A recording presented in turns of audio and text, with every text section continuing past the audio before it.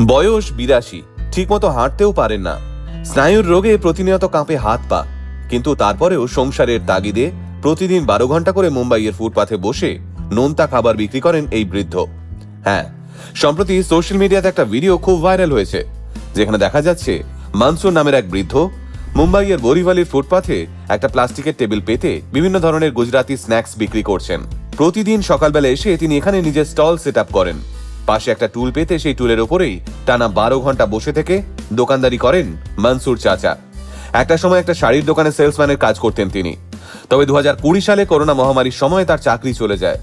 নিজেও আক্রান্ত হন করোনায়, ফলে বাবার দেখাশোনা করার জন্য ছেলেকেও নিজের চাকরি ছাড়তে হয়। আর সেই সময় থেকেই পরিবারে শুরু হয় এক গভীর আর্থিক সংকট। আর সেখান থেকেই নতুন করে নিজেদের জীবনটাকে গুছিয়ে নেওয়া শুরু করেন মনসুর চাচা।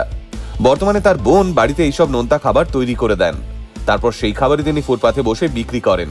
সারাদিন বসে থাকার পরেও অনেক সময় 300 টাকার জিনিসও বিক্রি হয় না তার, কিন্তু এরপরেও কোনোদিন হাল ছাড়েন না তিনি। পরের দিন আবার একই জায়গায় ফিরে এসে স্টল সেট আপ করেন। মনসুর চাচার এই জীবনযুদ্ধের গল্পটা আপনাকে কতটা ইন্সপায়ার করলো, কমেন্টে জানাবেন।